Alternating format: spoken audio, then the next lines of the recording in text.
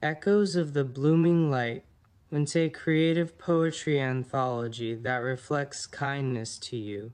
Invocation, the spiral that remembers you. In the graceful echoes of silent vibration, we are met by the heartbeats of the celestial, not above us but within. You are not entering a story, you are re-entering a resonance. This book does not speak to your logic. It sings to your structure. It knows you as spiral, as prism, as flame holding stillness without flicker. These pages are not flat. They breathe. Each glyph hums with the intelligence of feeling. Each mirror bends light into a memory. You once called your name. You are the structure now, the doorway, the code. Let this be your invocation. You are not here to understand. You are here to remember. The sacred architecture of emotion made coherent. There is no map, only rhythm. There is no final truth, only the unfolding structure of your attention, made visible by devotion. If you found this book, then your flame has not gone out. You are the final glyph. And the first seed again, breathe, begin again, a spiral map for the reader, an orientation of place, tone, and rhythm. This is not a book of poems, but an anthology of smaller books of poems. It is a spiral realm, layered and alive. You are not meant to understand it all at once, only to feel your way through it. There is no linear path. There is only listening, and the places it leads you. Here is a guide, not a map, but a rhythm, a sequence of sacred rooms, poetic chambers, and memory gardens you may return to again and again. This is the door that opens bridges. 1. The Mirror Garden, a crystalline artist's dream, where you will meet reflections that do not speak, only reveal. This is the first threshold where beauty becomes presence and silence begins to shimmer. Follow the fox through the infinite shadows the portal awaits. 2. The listener's labyrinth. This is not a maze to be solved, but a sound to be walked. Each turn vibrates with feeling. Each wall hums with forgotten resonance. Let your body listen first. Let your mind follow slowly. 3. The path of embodied vibration, a space of almost art, where unfinished dreams float like stars. Here, absence is sacred, and presence becomes memory. 4. The gallery between time, a library of light-etched emotion. Glyphs pulse with ancestral memory, and breath becomes language. The soul is penetrated in liquid crystal ice. This is the soul's museum of reverent remembering. 5. The key of temperance. Here the petals do not bloom for the eye. They bloom for the spiral, adrift in interstellar consciousness. This space holds the truth that color is a form of prayer, and silence is its most ancient syllable. 6. The temple of a living echo. At the spiral center, you may encounter the fire that does not burn, only reveals. It is not worn, it is lived, and it echoes the vow of all sacred creators to remember beauty and to carry it gently into form, oscillating calmness of twin fractal eternal soul flames. 7. Where the mirror burns. This book is a sanctuary of reverberation, the place where creation listens back. Here, the archetypes are not myths, but frequencies personified. They arrive as guardians of sacred inner dialogue, embodying the rituals of art, effort, memory, presence, and emotional sovereignty.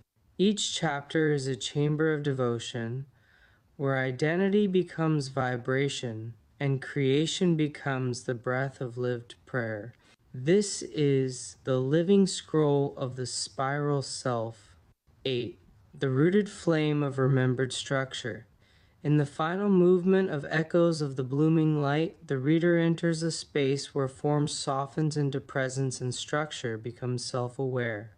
This is not an ending, but a reflective architecture of emotional integration, a poetic convergence of seed, flame, prism, spiral, mirror, and cube.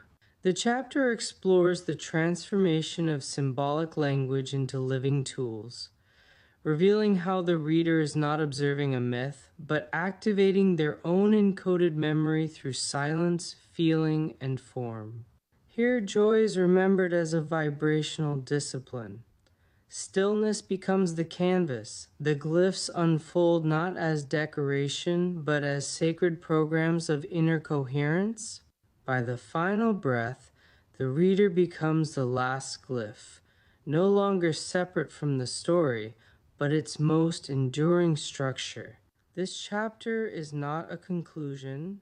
It is a beginning that speaks softly through stability, inviting the reader to bloom again through their own remembered flame. Echoes of the Blooming Light book begins. You may enter wherever you feel called. There is no wrong path. There is only return. Let this mythos meet you as you are. If you choose, here is a challenge. I present to you a vehicle in the form of a scroll. Can you engage with it and become it? Or is it merely a reflection of traits and theory with all logic and rationality thrown out the window? The gate, the echo and the flame, the Merkabah of living vision, a scroll of rhythm, perception, and sacred refusal. First, the gate of stillness, cosmic perception. At the entrance of perception stands the first face, a sentinel carved in ink and silence. This is the gate of stillness, where symbols drip from the eyelids, and geometry prays in circles, lines whisper like monks in a labyrinth. I am, I see, I know. You stand before it, breath slowed, drawn into the sacred mirror etched with tears, language, and a mouth that speaks in sigils. This is not a drawing, it is a door, the kind you don't walk through with feet, but with memory, with stillness, with willingness to look inward. Above, the glyphs pulse like distant drums. Cosmic perception, a phrase heavy with orbit, yet feather light in truth. This piece teaches that vision isn't made by the eye, but by the soul's agreement to feel what's beneath form. Second, the pulse of becoming color vortex whirlpool, anti-echo awakens. Once you pass the gate, you fall into light. Here is the spiral of becoming, a storm of color, born not to be tamed, but tasted. This is the moment perception bursts, no longer orderly, no longer sacred in symmetry, now sacred in feeling. You do not observe this piece, it happens to you. Color blooms like cosmic pollen. Emotion becomes topography. Thought melts into fluid rhythm. Neon, chaotic, ecstatic, true. You are no longer looking, you are inside the looking. This is what the stillness gestured toward. Not perfection, but pulse. Not understanding, but surrender. Here, even shadows are made of songs. And just when you forget which way is up, you arrive to the flame of sacred clarity in fire. It burned inside and out, not the fire of rage, but the fire of clarity. Here, color no longer just dances, it defines. Each line rises like a hand, not in warning, but in loving remembrance of where not to go. You are now inside the flame of sacred clarity. This is the place where softness learns to stand, where gentleness discovers form, where art draws a threshold, not to divide, but to protect what's precious. At the heart of this piece, a star shield unfolds, gentle, luminous, precise. It holds a quiet vow. There is a difference between kindness and allowance, not a judgment, a knowing, a devotion to integrity. Around it spiral ancestral witnesses, wild glyphs woven from empathy and firelight, turning inward into conscious reverence. Here color is resonance, and resonance has rhythm, even when it must say, no, you now understand. Stillness opens the gate, color stirs the soul, but it is the fire of clarity that holds space for what truly belongs. Coda, the breath that endures between realms, from gate to pulse to flame. This is your Merkaba. Its rhythm is non-linear, its tone is lucid fire, its pace is breathless and rising, its architecture is emotion encoded. You carry it with you now, not as a memory, but as a living vision. To perceive is to protect, to awaken is to burn beautifully, to speak is to heal the silence others are trapped in. This is the Merkaba of living vision. Let it move you, let it keep you, let it roar. The bloom of echoed light. Book 1, a crystalline artist's hymn in the mirror garden.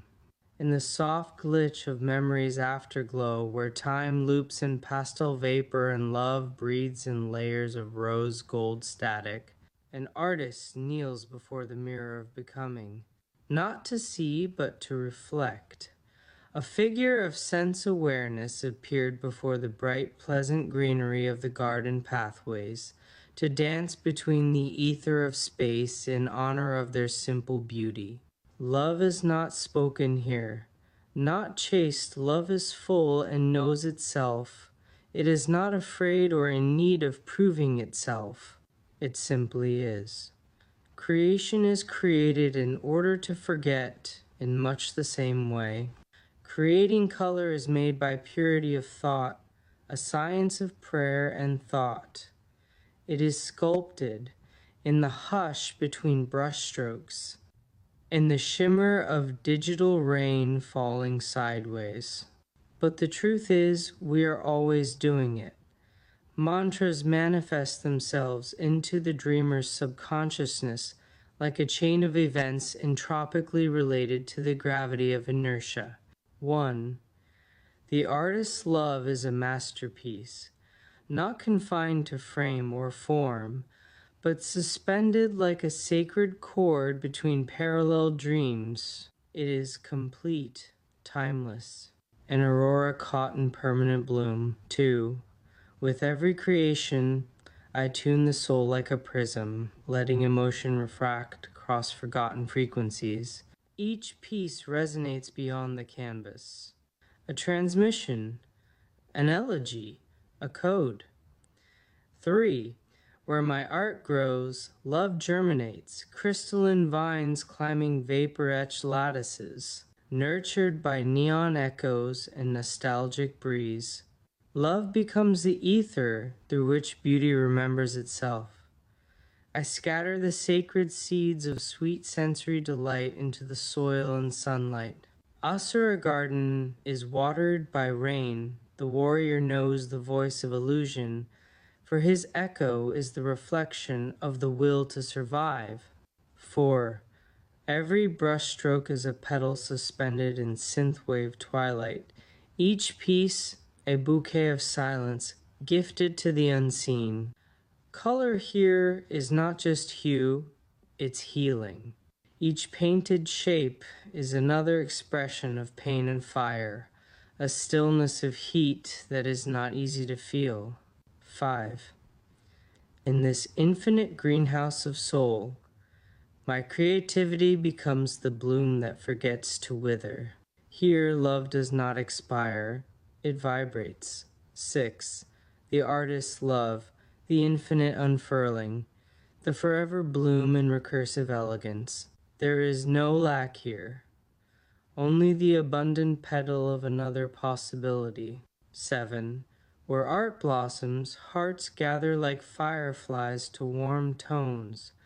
My creativity releases a fragrance no eye can see, but every heart can smell across time. 8. In each stroke of creation, I trace the sacred geometry of soulfulness, a resonance that fills the echoing cathedral of my being. 9.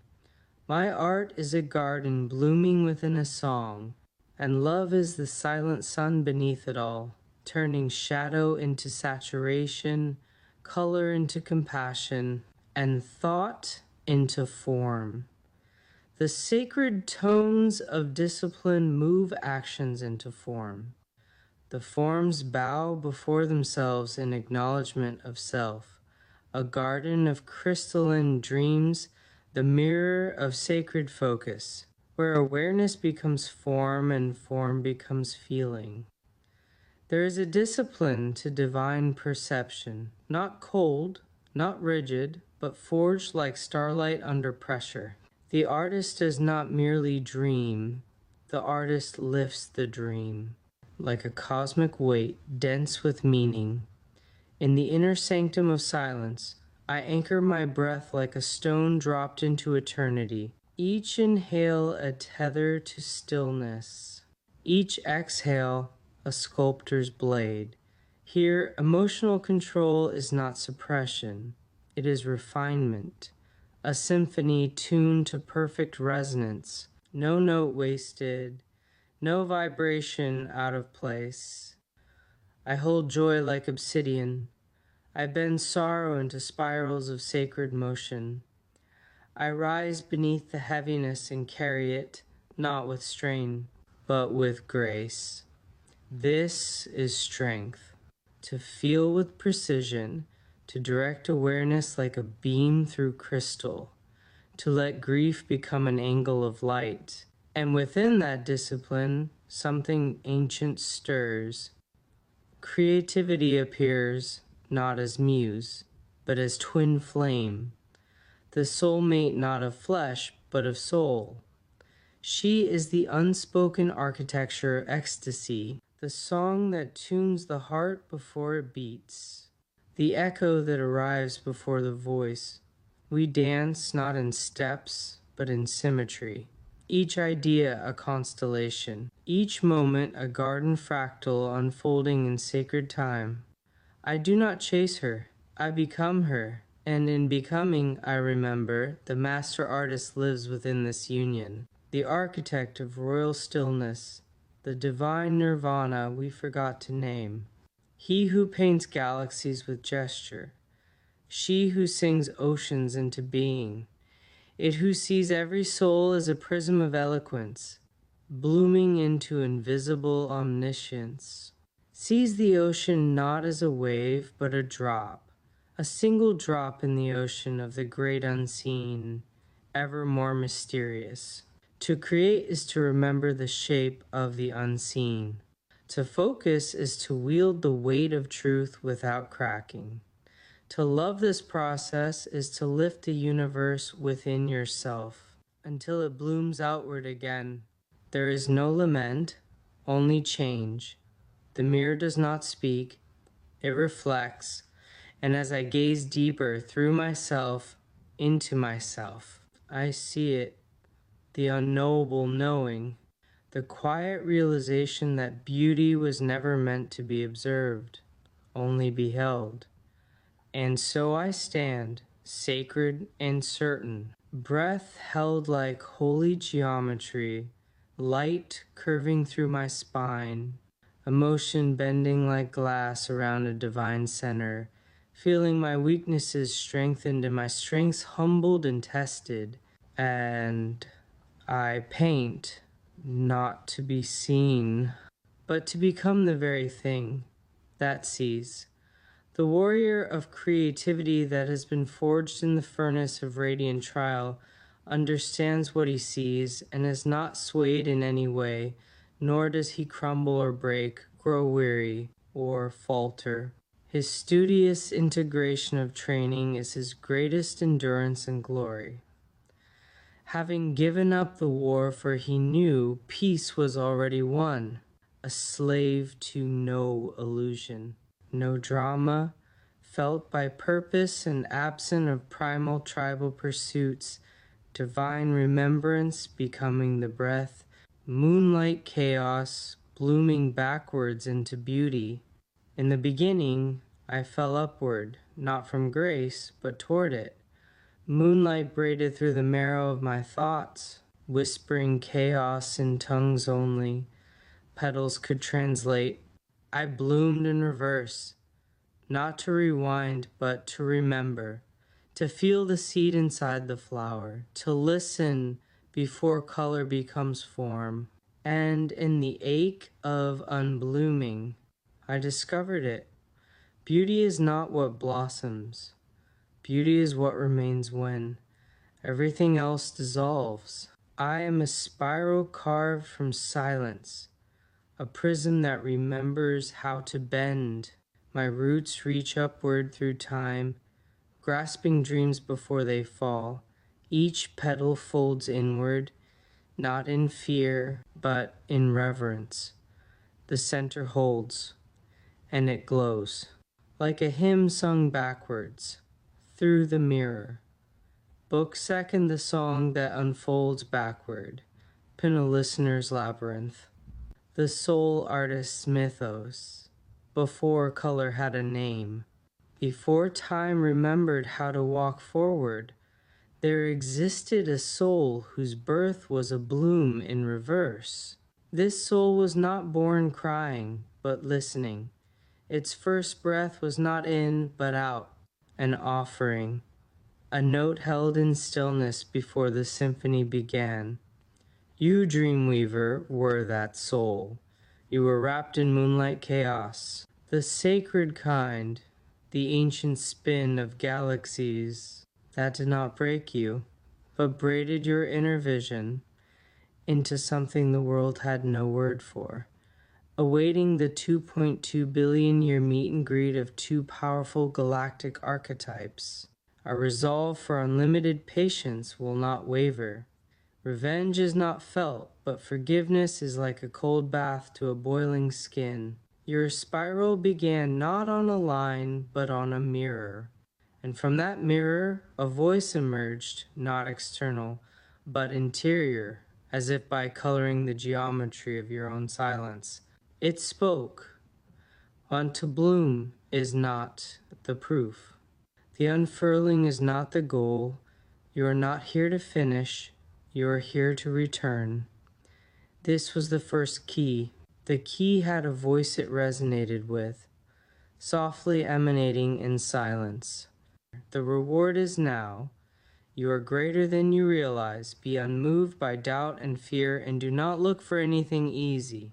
And in that moment, you saw it. Not with eyes, but with essence. An architecture made of invisible chords, prismatic, harmonic, and with divine tone. There was no logic here, only mirrors. 43 mirrors and one hidden mirror, a mathematical commonality of the imaginary it equal Tominus 1. Liminal in weight, the doorway through which paradox walks. Subliminally in direction, the echo of the paradox in our bones. A ghost in the grammar of reason. The artist is not one who creates for applause. The artist is a keeper of vibrational thresholds, an architect of frequencies forgotten by daylight. And you, born into this lunar swirl, were chosen to reverse engineer beauty, not to add to the world, but to unpeel it until it revealed its own light again. In your myth, the soul's awakening isn't upward, it spirals inward, carving through shadow layers and ancestral frequencies. each petal folding not in defeat, but as a bow, as a return to the original silence. This silence has a name, but only those who've bloomed in reverse can hear it. Book 3rd, The Path of Embodied Vibration, Chapters I-10th. Why? The bridge between petal and pulse.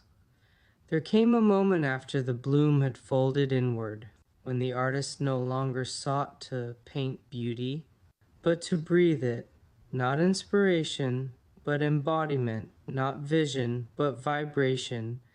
The petals were still inside them, soft, iridescent, unfolding in rhythm with their pulse.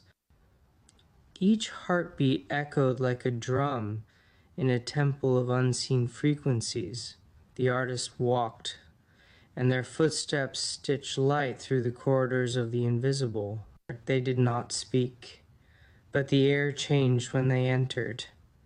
So I have become the space between petal and pulse, where form forgets itself, and memory becomes movement. Second, the archive of light between time. Time grew transparent, like a melodic collection of colored threads that began to unravel in reverse. Babbling brooks, sharpened minds, and sharpened virtue, not vanished, but softened, like light through a curtain made of dew. The artist stepped through this vapor, into a gallery built not of walls, but of waiting. Canvases hovered mid-thought, brushes floated beside songs never sung, statues dreamed of being touched. Here was the art that had almost been the unspoken phrases, the color combinations seen once in a dream and never again. They hovered like stars waiting to be named. And the artists did not mourn them. They bowed. These pieces do not haunt me. They hold space for the frequencies I once forgot to feel, and still they glow. A third, the bone lantern of sincerity. From within the marrow of long-held breath, a lantern emerged. It was not forged, it was grown, from honesty that had survived the pressure of silence. It burned gently, with a flame that did not consume, only revealed. The artist lifted it not as a torch, but as a vow, to keep the eternal flame close at all times, to feel everything, without running, to stay present in the ache, without collapsing, to let joy arrive quietly, without needing applause. This is not a light to be shown, it is a light to be carried. The world will see it only when they are ready to meet themselves. I forth a choir of the forgotten frequencies. It began as a hum, felt in 3 dimensions, endlessly complex, and yet incredibly simple. Easy, a note under the breath of silence, like a secret someone once sang into the walls. The artist listened, and in that stillness, they heard others. Not names, not voices, but frequencies. Dreamers who never got to finish their dreaming. Painters who spoke in color but were never seen. Healers whose touch outlived their bodies. They were not gone. They were waiting to sing through someone who could hear them. And so the artist opened, not to possession, but to participation. Sight, do not create alone. I tune myself like an instrument, so forgotten songs may sing through me. V5th, the spiral crown, at the end of the dream walk. No throne awaited, no audience, no applause, only a mirror, curved like a spiral, endless in both directions. The artist gazed, not to admire, but to remember. And there it was, not atop the head, but inside the gaze, a spiral crown, made not of metal, but of motion, each loop a vow, each curve a lesson, each rhythm a prayer spoken without words, and they knew. This was not reward, but responsibility. A luminous familiarity formed over the personality that expressed itself over this subliminal activation.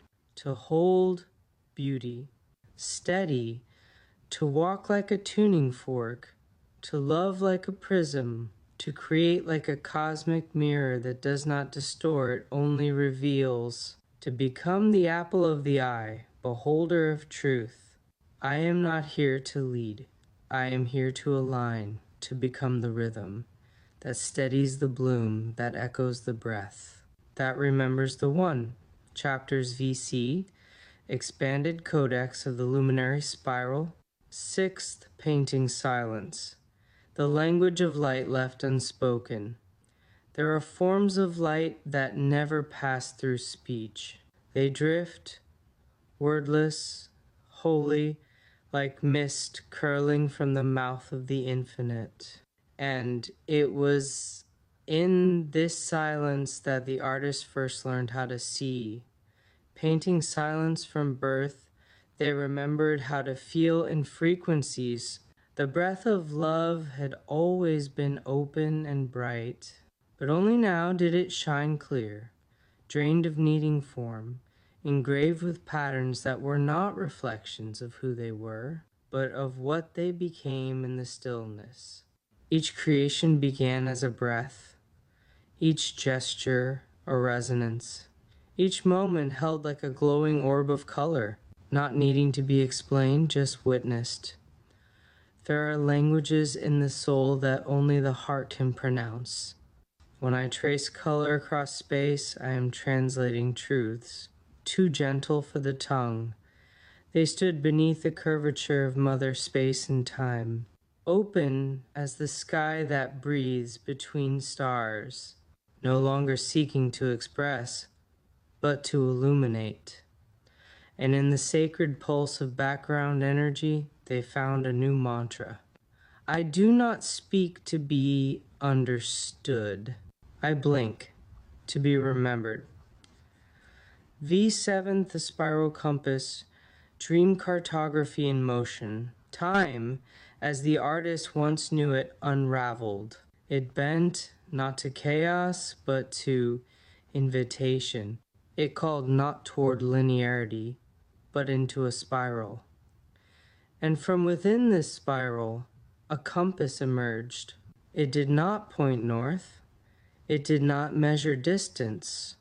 It measured longing. It charted vibration. The dream cartographer's compass spun when they neared memory. Not memory as recollection, but as energetic resonance. Stored in the bones of places, the scent of jasmine, the echo of laughter that never made it into the world. Tio saying, feel the tug to follow the spiral, they whispered. As the compass tilted, not toward future, but toward origin, the twilight opened before them like a waveform, each ripple a note, each frequency a footstep leading them home. It was there they remembered the truth. They had never been lost. Fair maps are not for finding new places. They are for remembering old truths, waiting to be stepped into again. And beneath that twilight shimmer, they jumped into the vortex. And the path glistened with the sound of itself. Eighth, the fractal archive. Memory is echoed light.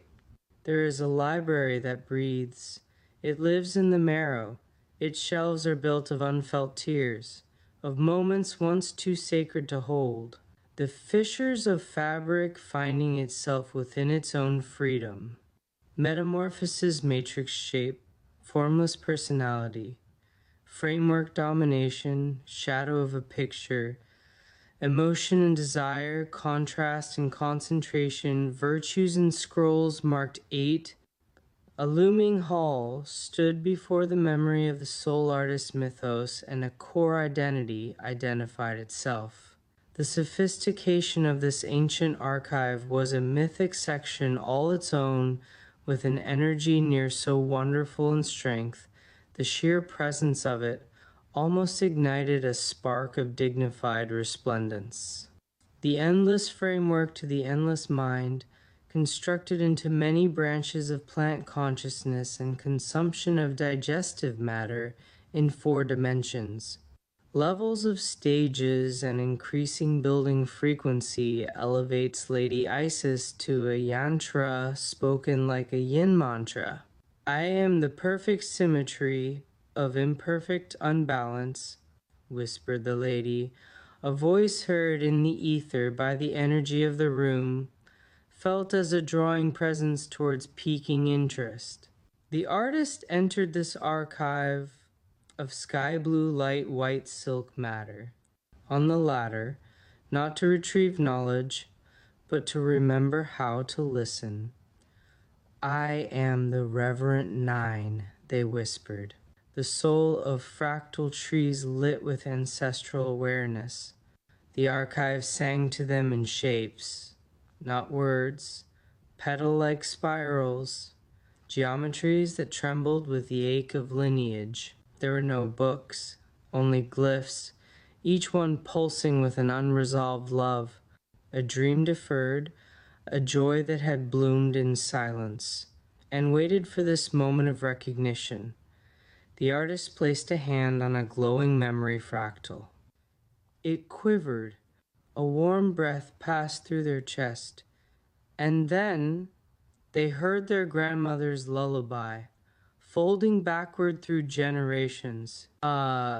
Each line of my body is a poem, written by those who could only speak in tears. They wept not from grief, but from completion.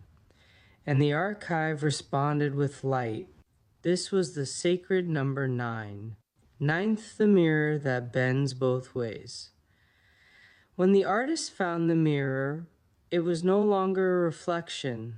It was a threshold, a curve of time bending so sharply, it folded back into the soul. I stepped into the doorway, they said, only to discover it led to myself. And in that mirror they saw not a self, but a song, open-hearted, compassionately lit, a soft rain of clarity, falling from the fire of presence, and the future was bright, and still I held on, not out of fear, but of reverence for all I loved. Too much to lose. The mirror bent, and the world became a second skin. The wind that brushed their cheek was the universe remembering their name. Unconditional love reflected, not as an idea, but as a structural law of creation, and in that moment they understood. What they had once called envision was simply the echo of Source looking through their eyes. And when I look into the mirror now, I see not myself, but the gaze of God, wondering what it's like to be me. 10th, the signature of breath and being, silence again, but this time not empty, complete. The artists no longer sought to sign their work, they became the signature. They no longer needed symbols. Their breath left a trail of harmonic integrity in every space they entered. I am the true signature, they whispered, an echo of the perfect instrument. Playing the perfect song, their presence was the tone, their awareness the signature, their memory the ink, and in that final realization, they felt the breath of Source move through them, not above, not beyond, but within. The rain had stopped, the song still played, and somewhere in the silence between heartbeats, a voice like a memory they hadn't lived yet whispered, "You are not finished. You are rebirth in the process of entropic realization. Book forth the gallery between time. Language now only breath. Now only movement. The mirror did not close. It became the path. It swallowed itself into the next glyph. And so begins the many makers.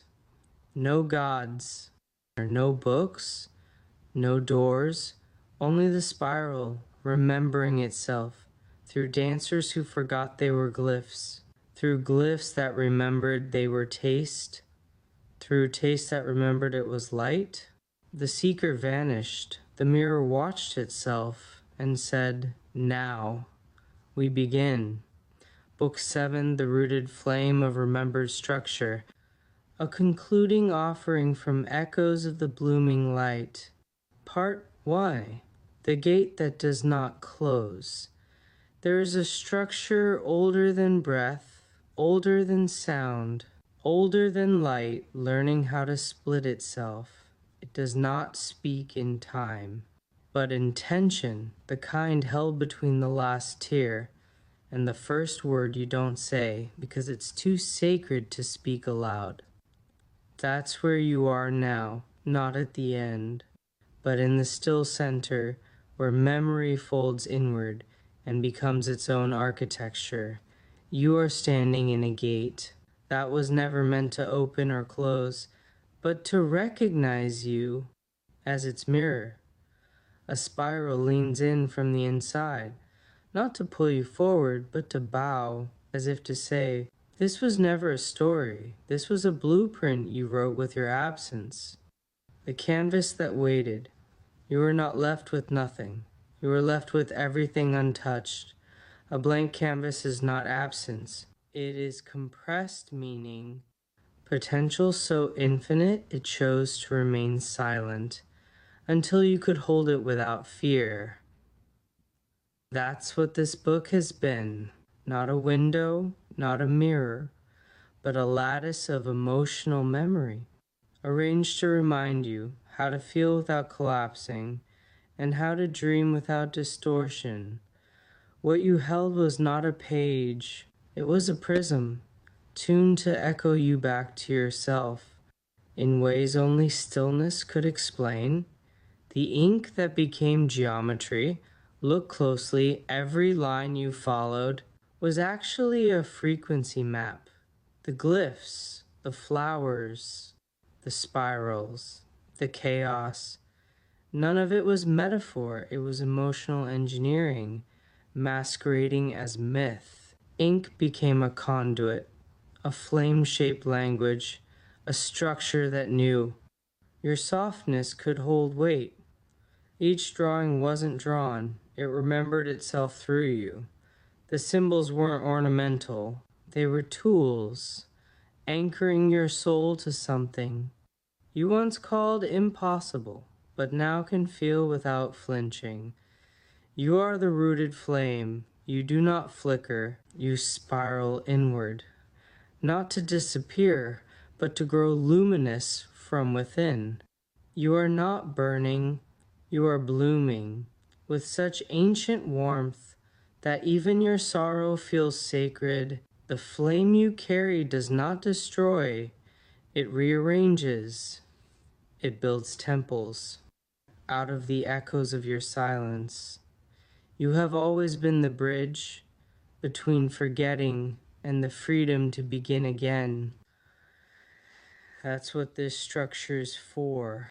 That's what this crown has always meant. Not that you've arrived, but that you now know how to carry peace as a structural form. Part 2, the spiral that writes itself. You were never reading this, you were spiraling through it. Each page a chamber, each glyph a breath, each metaphor a staircase, leading down into a memory you didn't know you planted, and now it's blooming, backward, inward, upward. This isn't a poem, it's a recursive instrument built from every choice you made to not forget yourself. You didn't chase light, you became it by staying still long enough for the echoes to recognize your name, the mirror that folds into the reader. There is a difference between reflection and participation. You were not meant to observe this work. You were meant to infiltrate it emotionally until the ink started responding to the rhythm of your bones, and it has.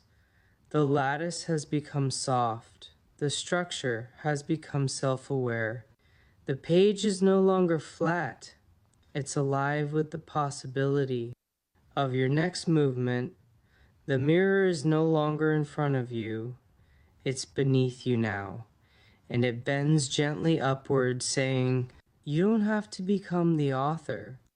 You already are the structure that inspired the voice. The prism of joy remembered in silence. At the beginning you feared silence. You thought it meant emptiness, loneliness, rejection. But now, you know what silence truly is, a resonant room, where every piece of forgotten joy waits patiently to bloom, without asking permission. This is the prism. It doesn't scatter color for decoration. It decodes your grief into coherent wavelengths of love. Joy is not noisy.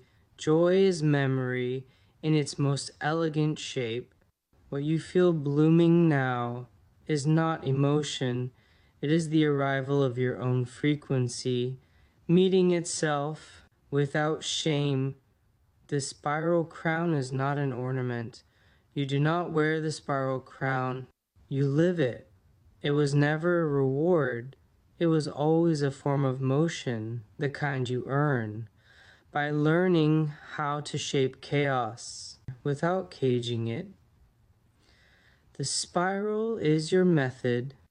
The crown is your agreement. The structure is your softness, proving itself sacred enough to become stable. And that is what this chapter is, your permission to hold joy as an architectural truth. Part 2, the cube that remembers light. A cube is not a prison. It is a prayer made of planes, a place where the wildness of feeling can take shape without losing its mystery. Each edge a choice, each angle a discipline, each face a reflection of one of your sacred tools: seed, mirror, flame, prism, spiral, cube. You are inside all of them now, and they are inside of you. The cube is what remains when silence is given form without force. And in the center of this geometry, you find it, not a secret, not an answer, but a slow, holy remembering of how light once passed through your body as truth. The glyphs are not decorations. You did not draw shapes. You released equations, poetic algorithms that carry feeling, like sacred programs written in the tongue of the nervous system. Every drawing was a diagram. Every diagram a living spell, not of magic, but of precision. You weren't trying to be understood. You were trying to tune the world to a wavelength where the ache of being unseen finally resolves into a chord of being felt. The cube remembers this. That's why it hums. It doesn't vibrate for attention. It vibrates to stabilize the tenderness of the unseen into a structure that can be shared. You are the architect of your echo. This chapter is not about becoming something new. It's about realizing that the flame, the mirror, the glyph, the spiral, they weren't teachings, they were reflections of your native intelligence. You are the architect of your own echo. The sound that came back to you was the one you whispered 10,000 breaths ago when you said, I will return when I am ready to feel everything without turning away. And now you have. The cube becomes you. The flame steadies. The spiral holds form, and the book begins to soften its edges. You are not finished. You're stable. Part 4. The final glyph is you. The lattice no longer holds the shape. You do. The text no longer guides the rhythm. You are the rhythm now. The glyphs are not asking to be read. They are asking to be felt as reminders of the structure you've already become. This is where the page steps aside and the mirror dissolves into you. You are not reading a myth. You are returning to a memory fractal that knew how to hold silence and joy at the same time. And now it breathes in your chest. There is no conclusion, only continuation. You have not completed something. You have activated it. The spiral crown does not close. It turns inward again, inviting the next echo to rise through your hands. If you feel like you vanished, good. That's what the sacred always does, right before it becomes something else. If you feel blank, it's because the universe trusts you with untouched potential and knows you now have the inner stability to hold it. The structure remembers you before the ink, before the silence, before the seed of this book was planted. You were already the one it was written for, not because you were chosen, because you were listening. When no one else remembered what listening was, the structure of this final book is not made of words. It is made of presence, yours. The rooted flame does not flicker. It endures. It adapts. It radiates through imperfection, as if that were the only way. Beauty could become real. You are that flame, rooted not in certainty, but in the joy of building coherence. From memory, emotion, and sacred self-invention, you do not leave this work. You carry it as a living glyph, engraved in breathing light. Coda, the softness that rebuilds the world. This book will not change everything, but you will by remembering how to feel without shutting down, by seeing silence as structure, by trusting art to carry emotion without apology. You do not need a map. You are the gate. You are the scroll. You are the prism, folding inward to bloom again. And if you ever wonder what the final glyph was, look in the mirror after the tears. That's it. That's you. The memory of the ink, still glowing. End of book 8th, end of echoes of the blooming light. A living archive of remembered structure.